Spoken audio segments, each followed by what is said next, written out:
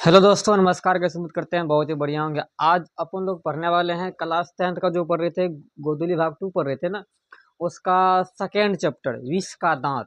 Second chapter विष का दांत, जिसके कवि हैं, लेखक हैं नलिन विलोचन शर्मा जी, वो पढ़ने वाले हैं। एक ही वीडियो में से अपन लोग सारा कुछ खत्म कर देंगे, मतलब थ्योरी पूरा खत्म कर देंगे एक ही वीडियो में। जितना भी होता है कहानी टाइप का, उस कहानी टाइप को एकदम आपको बढ़िया तरीका से बताने का हम प्रयास करेंगे।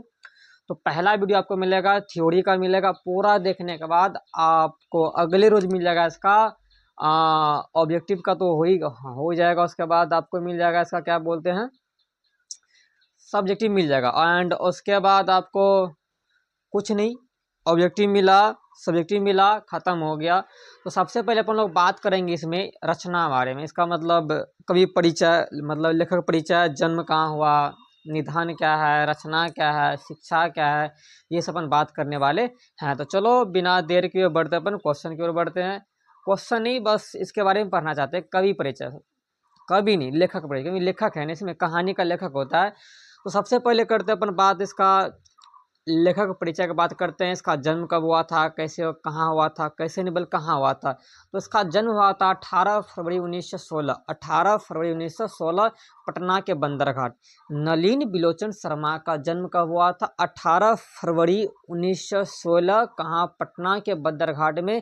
इसका पूछा जाता है कि जन्म कहाँ हुआ था, तो पटना के बंदरघाट में हुआ था। बंदर नहीं बल्कि बदरघाट, पटना के बदरघाट में इसका जन्म हुआ था। इनका पिता का नाम है रामावतार शर्मा, पिता का नाम है रामावतार शर्मा, तथा माता का नाम है रत्ना देवी है। माता का नाम है रत्नावती शर्मा। क्या नाम? रत्नावती शर्मा। तो पिता का नाम रामावतार शर्मा, माता का नाम रत्नावती शर्मा। एंड यह जन्म से भोजपुरी भाषा गए थे, मतलब यह जन्म से भोजपुरी भाषा ही बोलते थे। कौन? नलिन बिलोचन शर्मा जी। एक क्वेश्चन आपसे ये पूछे कि नलिन बिलोचन शर्मा जी जन्म से क्या थे? वह भोजपुरी भाषी थे, मतलब भोजपुरी बोलते थे। माता का नाम बताओ? रत्ना शर्मा, रत्नावती शर्मा। पिता का नाम रामावतार शर्मा। जन्म हुआ था 18 फरवरी 1916 में इसका जन्म हुआ था। अब दो, इनके पिताजी दर्शन और संस्कृत के महान विद्वान थे। मतलब रामावतार शर्मा जी, इनके पिता जो हैं वह ना संस्कृत में, बताओ, संस्कृत और दर्शन में, संस्कृत और दर्शन शास्त्र में महान, मतलब प्रख्यात क्या थे? विद्वान थे। उसको अच्छा खासा क्या था? ज्ञान वगैरह था। चलो बात करते, फिर अपन आगे बात कर शिक्षा बात करते हैं। तो शिक्षा इनका जो है, ये शिक्षा कहाँ से ग्रहण किया, मतलब कहाँ से पढ़े लिखे। तो इसका बात की शिक्षा का, तो इनका शिक्षा हुआ था पटना कॉलेजिएट विश्वविद्यालय से। कहाँ से? पटना कॉलेजिएट विद्यालय या स्कूल कह सकते हैं, वहाँ से उन्होंने क्या किया? अपना प्राथमिक शिक्षा किया। और उसके बाद नलिन नलिन बिलोचन शर्मा पटना विश्वविद्यालय से संस्कृत तथा हिंदी में किया। नलिन बिलोचन शर्मा जी संस्कृत में क्या किया? एमए किया। किसमें किया? संस्कृत में एमए किया, हिंदी में भी एमए किया। कहाँ? पटना विश्वविद्यालय से। पटना विश्वविद्यालय से संस्कृत में एमए तथा एमए किया। और उसके बाद नलिन बिलोचन शर्मा जी रांची विश्वविद्यालय, कहाँ? रांची विश्वविद्यालय के प्रधानाध्यापक रहे हैं। प्रधानाध्यापक रहे मतलब वहाँ का हेड मास्टर रहे। कहाँ का? रांची विश्वविद्यालय के यह हेड मास्टर भी रहे हैं।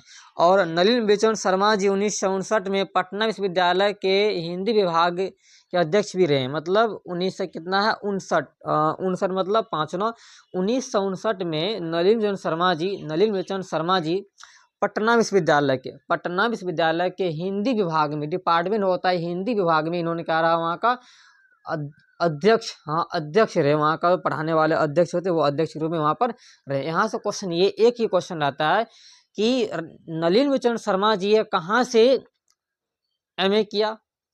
कहाँ से किया? रांची विश्वविद्यालय से किया। शिक्षा से कौन? प्राथमिक शिक्षा क्या था?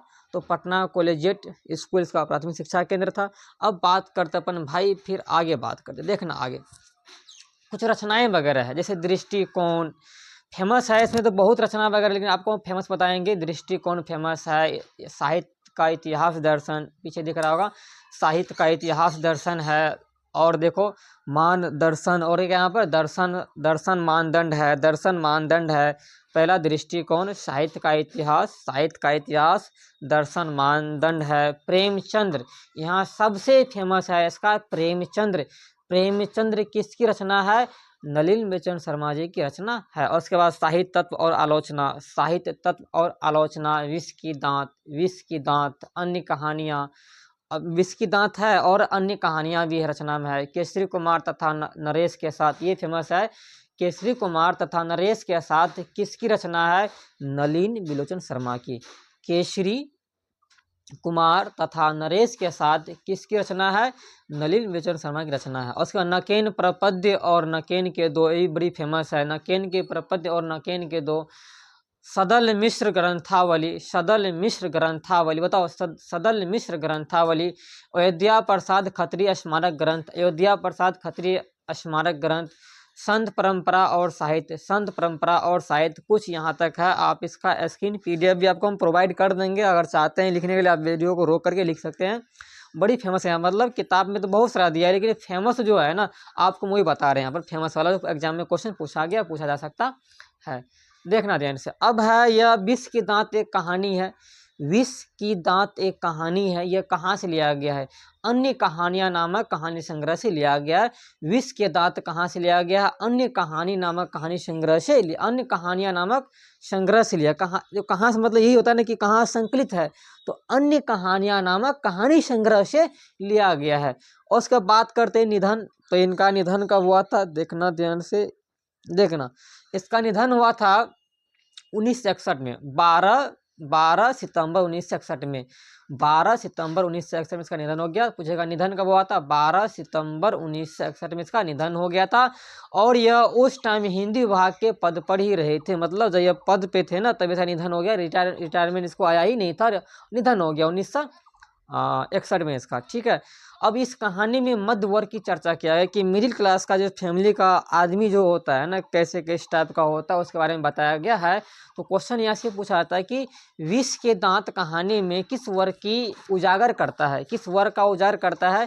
तो याद रखना, मध्यम वर्ग का, मध्य वर्ग का, मिडिल फैमिली क्लास का आदमी के बारे में इसको बताया गया है और उसका उजागर करती है कहानी, उसका उजागर करती है। बात करें अपन तो इसका जन्म देख लिए, निधन देख लिए, सब कुछ देख लिए। अब भाई स्टार्ट करते अपन कहानी पे, देखो ध्यान से। इस कहानी का प्रमुख पात्र बोले तो यह खोखा है, मतलब कासू है। इस कहानी का प्रमुख पात्र खोखा यानी कासू है, और इस कहानी का नायक है मदन। याद रखना दो चीज, कहानी का नायक मदन है और प्रमुख पात्र कौन है? खोखा या कासू, दोनों एक ही लड़का है। कासू बोले या खोखा, दोनों एक ही लड़का है। ठीक। इस कहानी का अन्य पात्र है सेन साहब, अमीर घराने का है, और गिरधर लाल वह गरीब घराने का है। सेन साहब का बेटा का नाम है कासू या खोखा, और गिरधर का बेटा का नाम है मदन। मदन मदन मदन, याद रखना है। सेन साहब का बेटा का नाम कासू या बोले तो खोखा, और गिरधर का बेटा का नाम है मदन। ये चार पात्र को याद रखना है। सेन साहब का बेटा का नाम क्या है? खोखा। और गिरधर लाल का बेटा का नाम है मदन। एक है गरीब फैमिली का और एक है अमीर फैमिली का है। ठीक। चलो बात करते अपन, फिर अपन आगे, देखो ध्यान से। कहता है सेन साहब के बंगले के सामने में, सेन साहब के बंगले के सामने में एकदम चमकती हुई, एकदम काली रंग में चमकती हुई एक कार खड़ी है। क्या खड़ी है? कार। ये अपन बंगला है, ये अपन बंगला है, तो बंगला के ठीक सामने, बंगला के ठीक जैसे मान लो कि यहाँ बंगला होगा, तो बंगले के ठीक सामने आपको पीछे में फोटो दिख रहा होगा कि एक कार है। एक क्या है? कार है। तो बंगले के ठीक सामने एक कार खड़ी है। रंग कैसी है? काली। रंग कैसी है? काली। रंग कैसी है? काली। पूछेगा सेन साहब की कार की रंग कैसी थी? काली। कैसी? काली। एकदम पूरी काली, इतना काली कि इसमें तुम अपना चेहरा भी देख सकता है। इतना काली है कि इसमें तुम चेहरा भी अपन देख सकता है। एंड उसके बाद और उसके बाद देखो ध्यान से क्या बात है यहाँ पर, कि उस कार को खरीदा गया था 7,500 रुपया में। सेन साहब की कार की कीमत कितनी? 7,500 रुपया। रंग कैसा? काला। रंग कैसा? काला। इस कार को खतरा, इस कार को खतरा खोखा को, खोखा खोखी से हो सकता है, लेकिन इस कार को खतरा किसी से क्या है? नहीं है, क्योंकि इस कार को हमेशा हिफाजत करने के लिए शोफर है। कौन है? शोफर है। ध्यान रखना, इस कार पे कोई आंच भी नहीं आना चाहिए, कोई आंच भी नहीं आना चाहिए। तो क्वेश्चन बताओ यहाँ पर, कार की रंग कैसी थी? काली। कार की रंग कैसी थी? काली थी। कितने हजार की थी? 7,500 की। 7,500 का मतलब पहले जमाने का बात करा तो 7,500 रुपया बहुत जब बड़ा अमाउंट होता है। ठीक है। अब बात करते फिर आगे। सेन साहब की 5 लड़कियां हैं। सेन साहब की 5 लड़कियां, इसका नाम है सीमा, सीमा, रजनी, आलो, शेफाली, आरती। सीमा, रजनी, आलो, शेफाली और आरती।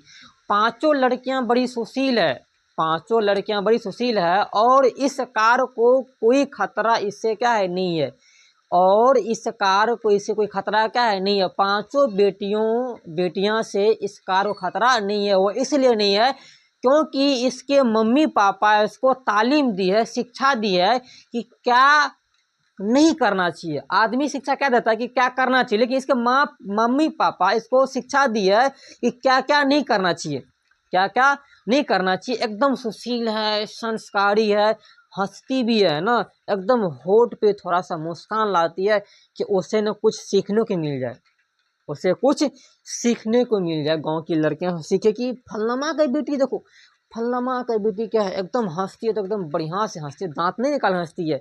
मेरा आँख ना फरफरा रहा है, ठीक है, ये वाला राइट जो आँख है ना फरफरा रहा है। चलो कोई बात नहीं, देखो ध्यान से, पांचों बेटी इसका सुशील है। देखो यहाँ पे ना आपको पीछे में दिख रहा होगा, देखो ध्यान से, 5 वो लड़कियां एकदम हाथ पकड़ के खड़ी है एंड उसके बगल में दे दिए कि ये वो ना जवान हो गई, अब ठीक है, बड़ी हो गई है। तो कार को खतरा किससे नहीं है, कार को खतरा किससे नहीं है, तो उनकी बेटियों से खतरा नहीं है। बेटी का नाम याद रखना, रजनी, सीमा, शेफाली, आलो, आरती। कितना, 5 लड़कियां, कार कोई खतरा क्या नहीं है, एकदम सुशील है। पूछेगा क्वेश्चन, सेन साहब की 5 बेटियां कैसी है, एकदम सुशील, संस्कारी। इतना है कि बगल वाला आदमी भी इसका तारीफ करता है। देखो सेन साहब की बेटी कितनी सुशील है, संस्कारी है।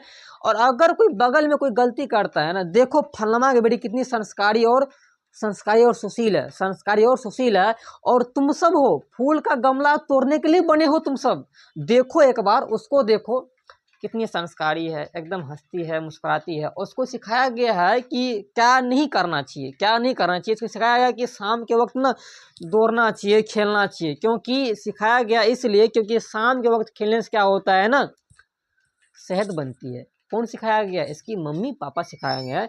लड़कियां क्या है, हाथ की कठपुतलियां। कवि, लेखक, कवि नहीं, लेखक कहते हैं कि लड़कियां क्या है, हाथ की कठपुतलियां, और उनको इस बात पर माता पिता का क्या है, गर्व है। कठपुतली क्या होता है कि ना, कठपुतली बनाओ, टोना हो, टोटका होता है, बना करके ना, ठीक है। 1 मिनट आपको हम दिखाते हैं, होल्ड करना थोड़ा भाई, होल्ड करना 1 मिनट। ये माइक है, हम यहाँ नीचे रख देते, चलो बगल में रख देते। कुछ दिखाना चाहते हैं आपको, ठीक है, हमको जाना पड़ेगा लाने के लिए। 1 मिनट,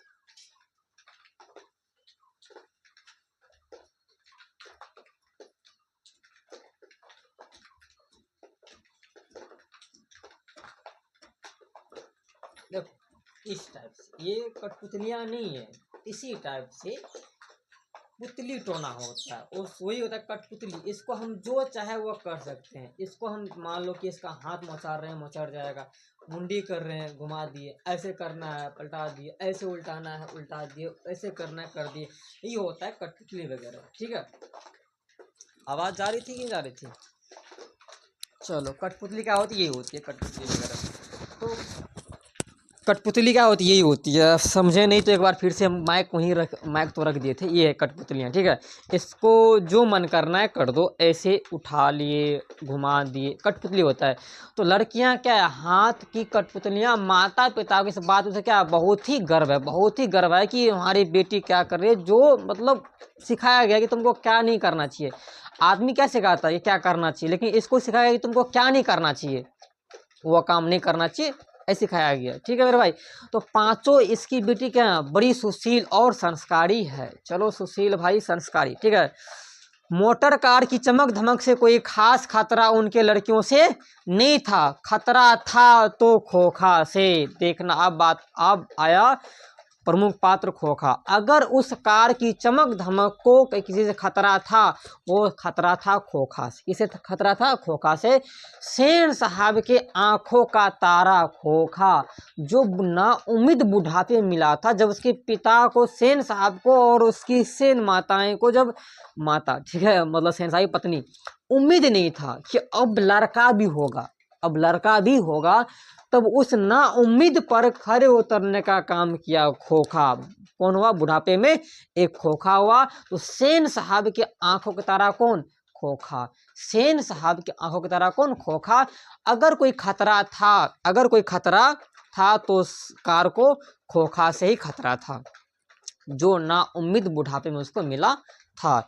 खोखा जीवन और घर के मामले में अपवाद था, वह इसलिए क्योंकि इकलौता बेटा, ठीक है। और जब किसी का एक उम्मीद के बाद आता है ना, कोई लड़का मान लो उम्मीद के बाद ना उम्मीद था तब आता है ना, उसको बाकी सदस्य घर का बहुत प्रेम करता है, बाबू बाबू बाबू, अधिक प्रेम दे देता है, ठीक है। एक कहावत है ना, बेटे को तुम सोने के चम्मच में खिलाओ लेकिन उस पर नजर रखो, दुश्मन की तरह रखना पड़ेगा, ठीक है। लेकिन इसके पिताजी सोने के चम्मच से खिला भी रहे हैं और नजर भी नहीं रख रहे हैं, इसलिए उद्दंड हो गया। क्या हो गया? उद्दंड हो गया। खोखा इसलिए जीवन तथा घर के मामले में अपवाद है, वो इसलिए क्योंकि एक तो बुढ़ापे में मिला और उसके बाद एकदम खचरपनी करता है, एकदम खचराई करता है, ठीक है। कौन?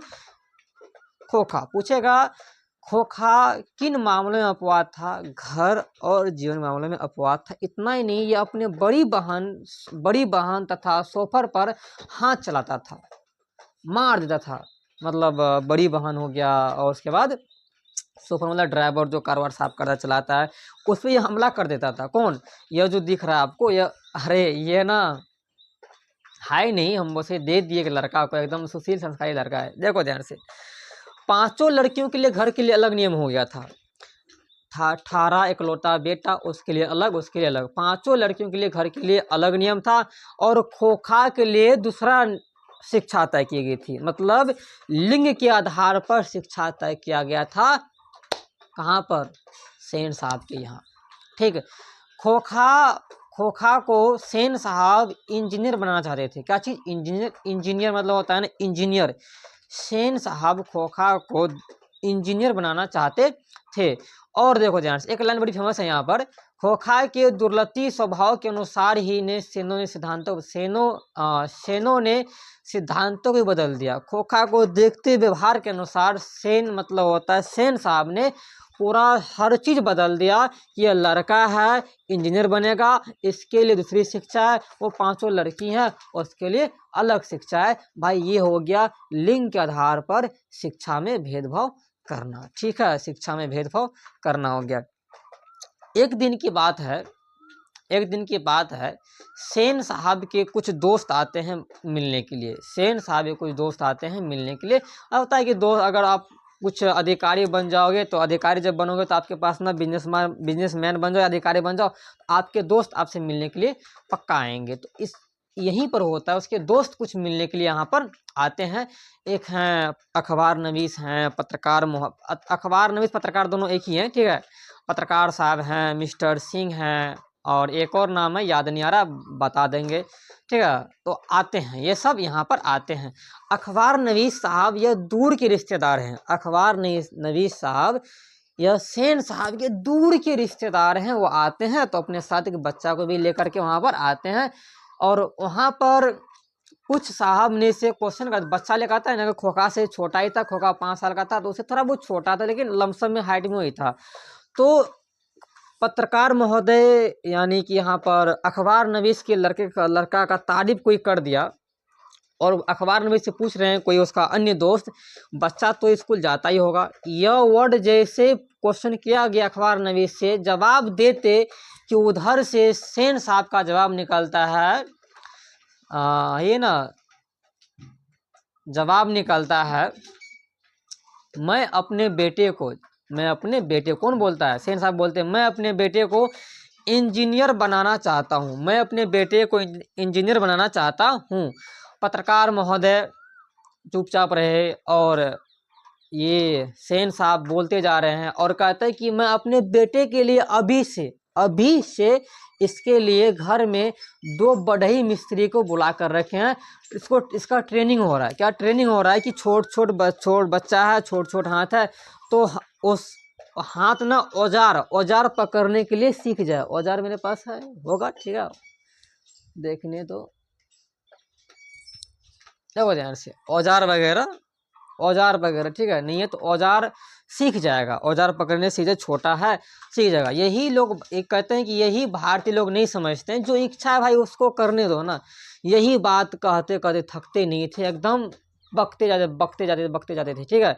उसके बाद अब फिर जो क्वेश्चन किया था ना, वही फिर से क्वेश्चन का आता है कि आपका बेटा तो स्कूल जाता ही होगा, क्या करना चाहते हैं? तो पत्रकार महोदय कहता है कि मैं उस पे छोड़ रहा हूँ, अपने बेटे पे छोड़ रहा हूँ, जो बनना है उसे बने, जो बनना है उसे वो बने, वो एक मतलब जेंटलमैन बने, वो क्या है, एक जेंटलमैन बने, हम उस पर छोड़ दे रहे हैं, उससे जो करना है वो अपने करे। और जैसे ये बात सुनता है सेन साहब, एकदम से थोड़ा बहुत अंदर से फील होने लगता है, क्या यार ये क्या कर रहा है, ठीक है। और बाहर से शोरगुल मतलब आवाज सुनाई पड़ती है, शोरगुल का हल्ला हल्ला हल्ला होने लगता है। सेन साहब उनके मित्र आते आते आते आ जाते हैं, बाहर आते हैं, जैसे बाहर आते हैं देखते हैं कि एक कार है, क्या है, कार है, और यहाँ पे एक कार है भाई, एक कार है, कार के पास ना एक छोटा लड़का है, एक एक औरत भी है। औरत क्या कर रही है ना, बच्चे को खींच रही है, लेकिन बच्चा भाग रहा है, ऐसे करके क्या कर रहा है, उसमें लपक रहा है, लपक रहा है। यह कौन देखता है? यह सेन साहब देखते हैं। और जैसे सेन साहब बाहर की ओर आते जब देखते हैं, और वह औरत जब सेन साहब को देखती है, एकदम एकदम सकदम हो जाती है। और उधर से सोफर जैसे जैसे करके जाता है, कहता है साहब साहब साहब, ये लड़का जो है, ये लड़का जो छोटा जो लड़का है, ये मदन ये कार छूने के लिए आ रहा था, हम मना कर दिए, उल्टे हमसे ये लड़ने लगा, और ये उसकी माँ है, उसकी मदन की माँ है, ये भी झगड़ा करने लगी, ये भी झगड़ा करने लगी। कौन कहा? ड्राइवर ने कहा, सोफर ने कहा, सोफर ने कहा, ठीक है, सोफर ने कहा, ठीक है। तो उसके बाद सेन साहब एकदम थोड़ा बहुत गुस्से में थे, और सेन साहब कहते हैं मदन की माँ इधर आओ, और कहते हैं मदन की माँ, मदन को यहाँ से ले जाओ, एकदम गुस्से में, मदन की माँ, मदन को यहाँ से ले जाओ, देखना फिर से ये गलती ना करे। एकदम उसकी माँ अपने सपुत्र को, मतलब मदन को, घुटने में, घुटना जो होता है घुटना में, ठीक है, बाएं दायां बाएं घुटना है, उससे ब्लड को मतलब खून को पोंछती है, और उसको वहाँ से लेकर चल जाती है, वहाँ से लेकर चल जाती है। जैसे वहाँ से निकलती है, तो गाड़ी के बताओ पीछे से खट खट की आवाज़ सुनाई पड़ती है, खट खट की आवाज़ सुनाई पड़ती है। सेन साहब ड्राइवर उसके पास पहुँचते हैं, देखते हैं कि पीछे में, गाड़ी के पीछे में बैठा लड़का, मतलब कासू, क्या करे ना, बैक लाइट को चकनाचूर, लाल शीशा को चकनाचूर करके बैठा हुआ है। और सेन साहब क्या करते हैं, उसको गोदी में से करके उठा लेते हैं, बाबू बाबू बाबू, और कहते हैं देखा मित्रों, देखा मित्रों, देखा मित्रों, यह इसमें खोजना चाहता है कि इस हेडलाइट में, ये बैक लाइट कैसे जलती है, इस लाइट में क्या है, इसके अंदर क्या है, इंजीनियर का गुण है। यह देखना चाहता था कि इसमें ये कैसे जलती है, क्या सब है। और उसका दोस्त वगैरह एकदम मुस्कुराता है कि यार कैसा इंसान है यह, अंदर में कहता है कि एक लड़का वहां था, उसको डांट दिया, ये शीशा फोड़े, इसको डांट ही रहा, अपना बेटा बाबू बाबू बाबू कर रहा है, ठीक है। और उसके बाद पत्रकार महोदय सबका सब अपनी ओर, मतलब घर के ओर रवाना हो रहे थे। जैसे रवाना होते हैं, तो पत्रकार महोदय, ठीक है, पत्रकार महोदय, सेन साहब, मिस्टर सिंह ये आगे और जा रहे थे, तो देखते क्या है कि मिस्टर सिंह, हाँ मिस्टर सिंह का गाड़ी, शायद मिस्टर सिंह का ये है ना, एक मिनट, हाँ मिस्टर सिंह जैसे अपने गाड़ी के पास पहुंचे, नीचे देखते हैं, अरे भाई साहब, गाड़ी का तो टायर का हवा निकल गया, पंक्चर हो गया है। ड्राइवर से कहते हैं वो सेन साहब, हाय सोफर इधर आओ, देखो गाड़ी का हवा कैसे निकला है। तो सोफर कहते हैं कि कासू बाबू यही खेल रहा था, शायद उसी का काम है, उसी का काम है। और कौन कहते हैं, सेन साहब कहते हैं कि देखो पिछला टायर भी वैसा ही है, जाके देखो एक बार। तो वहां जाता है, देखता है कि हाँ साहब, पिछला चक्का जो टायर का है ना, वो भी क्या कर रहा है, उसका भी हवा निकला हुआ है, वो भी बैठ गया है। तो सेन साहब कहते हैं कि एक ना कुर्सी लाओ, यहाँ कुर्सी लगाओ, यहाँ पे हम दोनों बातचीत करते हैं। और उस टाइम पत्रकार महोदय और एक कौन कौन था भाई, पत्रकार महोदय और मिस्टर सिंह नहीं, कोई था भाई, नाम याद नहीं आ रहा है, पत्रकार महोदय, ठीक है, पत्रकार महोदय। देखो, पत्रकार महोदय मुखर्जी साहब, पत्रकार महोदय और मुखर्जी साहब, मुखर्जी साहब, पत्रकार महोदय मुखर्जी साहब की गाड़ी क्या थी, सही सलामत थी, मतलब एक ही गाड़ी थी, दोनों एक ही गाड़ी से आए थे, दोनों वहाँ से निकल पड़े। और उसके बाद जैसे वहाँ पे बैठे सेन साहब और मिस्टर सिंह बैठे बातचीत कर रहे हैं, फिर वही बात उखड़ गया कि अपना बेटा को वो बनाएंगे, वो बनाएंगे, वो बनाएंगे, वो बनाएंगे, वो बनाते बनाते बात निकाल रहा, एकदम सुन के ना कान पक गया था, किसका, मिस्टर सिंह का कान। ये क्या ऐसा इंसान है यार, कैसा मित्र है, अपने बेटा के गुणगान करते रहता है। देखा कि ये देखना चाहता था कि इसमें ये बैकलाइट में क्या है, बैकलाइट में क्या, पीछे लाइट में कैसे जलता है, उसमें क्या है, हवा निकाला कि इसमें क्या भरा है, आखिर कैसे फूला हुआ है, कैसे फूला हुआ है। तो आपसे क्वेश्चन पूछ रहे हैं, बताओ गाड़ी का जो, गाड़ी के टायर में कौन सा गैस भरते हैं, तो नाइट्रोजन। क्या भरते हैं उसमें, नाइट्रोजन भरते हैं, ठीक है, चलो हमें बता दिए। अब देखो बात उसके बाद हो रहा है, गाड़ी में हवा भर दिया गया, ये भी निकल गए, उसके बाद एक आदमी से कहता है कि जाओ, गिरधर लाल को बुला के लेकर आओ, गिरधर लाल को बुला करके लेकर आओ। गिरधर लाल सेन साहब के यहाँ किरानी के तौर पर काम करते थे, गिरधर लाल सेन साहब के यहाँ किरानी के तौर पर काम करते थे। तो किरानी के तौर पे काम करते थे, तो किरानी को जब बुलाया गया तो यहाँ पर है सेन साहब, यहाँ पर सेन साहब बैठे हैं चेयर पर, आगे कौन है, गिरधर लाल है। इस प्रकार से खड़े थे जैसे एक मुजरिम जुर्म के मामले में खड़ा हो। और सेन साहब कहते हैं कि देखो गिरधर लाल, आज तुम्हारा जो लड़का है, तुम्हारा जो बचवा है मदन, वह गाड़ी को छूने के लिए जा रहा था और ड्राइवर ने, शोफर ने मना किया, तो उल्टे उस पर वो लपकने लगा और तुम्हारी औरत जो है वो भी उससे झगड़ने लगी। कहा कि ये बात बिल्कुल गलत है, ये चोर गुंडा, ये लक्षण है ना, ये चोर गुंडा का, चोर गुंडा डकैत, कहते हैं ऐसे ही लड़के आगे चलकर चोर गुंडा डकैत मवाली बनते हैं, जाओ इसको संभालो कि आगे से गलती ना कर पाए। और जैसे घर जाते हैं कि शाम हो जाता है, और यह कहाँ रहते हैं गिरधर लाल, तो आउट हाउस में, सेन साहब के बगल के ही रूम में, मतलब बगल के नीचे में, बिल्डिंग के नीचे में आउट हाउस है, वहां पर रहते हैं गिरधर लाल, ठीक है। जैसे शाम होती है तो सेन साहब के घर तक, सेन साहब के घर तक रोने की आवाज सुनाई पड़ता है, किसका, एकदम मदन का, एकदम रो रहा है। और सेन साहब कहते हैं अपनी बीबी से, इसमें गिरधर लाल सही है, उसकी बीबी ही क्या है, खराब है। उसकी बीबी ने ही मदन को बिगाड़ के रखा है, एकदम बोल रहा है। ज्यादा किच कौन कर रहा था, इसके सेन साहब कर रहा था। उसकी पत्नी एकदम उसे तो गुस्सा आती है, लेकिन अपना गुस्सा उस पर जाहिर नहीं करती है, उल्टे मदन पर ही गुस्सा जाहिर करती है। कैसे कोए की तरह चिल्ला रहा है, भिकमंगा कहाँ का, कैसे कोए की तरह चिल्ला रहा है, भिकमंगा कहाँ का। देखो उल्टा रीति रिवाज हो रहा है, ठीक है।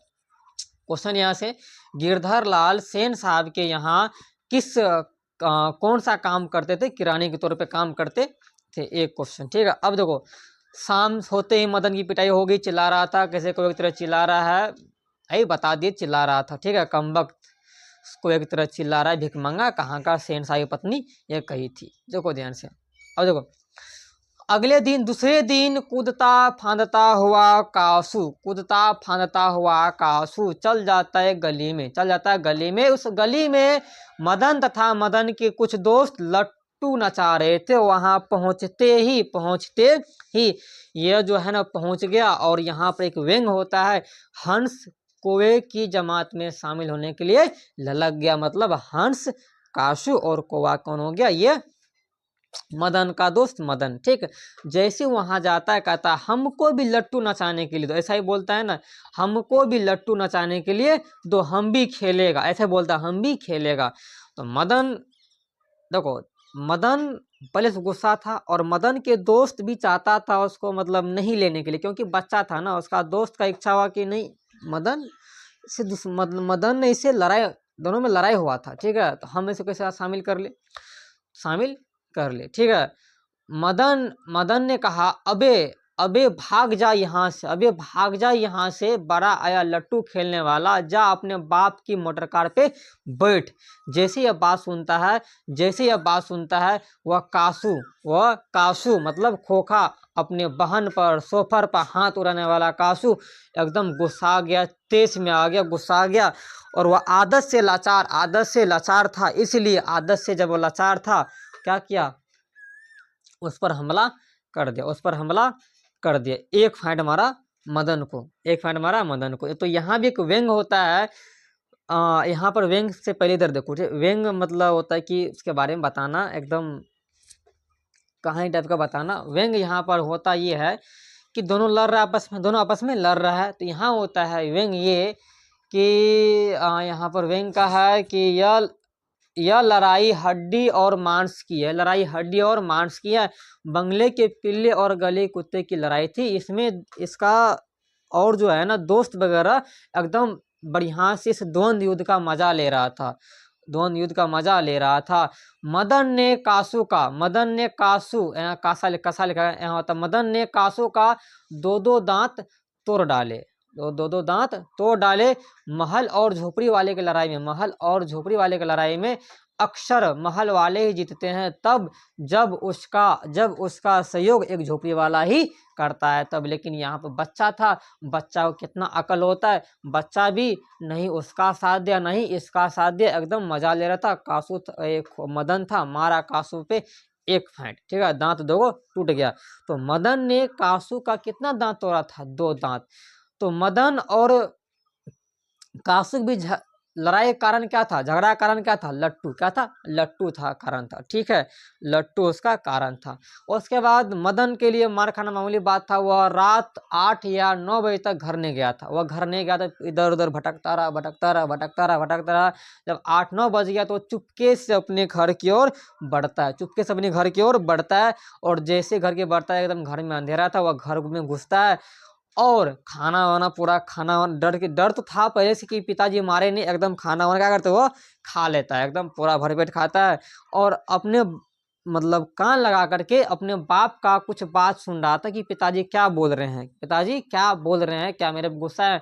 तो उधर से पिताजी बोलते हैं मदन की माँ से, सेन साहब ने कहा कि कल से काम पर नहीं आना, कल से काम पर नहीं आना, अब तुम्हारी जरूरत क्या है, नहीं है। अब ये मदन सोने के लिए कहाँ सोने के लिए जा रहा था। जैसे सोने के लिए जा रहा था खटिया पर, तो उसके पैर से एक लोटा टकरा गया। जो लोटा टकरा तो क्या हो गया, एकदम टन टन की आवाज सुनाई पड़ा और उधर अंदर से निकला उसका माता और पिता निकले। एकदम मदन एकदम एकदम साइलेंट हो गया, जैसे पाप को देखा ना क्या हो गया, साइलेंट हो गया, एकदम चुपचाप हो गया, पूरा चुपचाप हो गया, एकदम पूरा साइलेंट हो गया, पूरा साइलेंट हो गया, पूरा। ये तो ताकत का होता है, एकदम पूरा साइलेंट हो गया, एकदम चुप, पूरा चुप।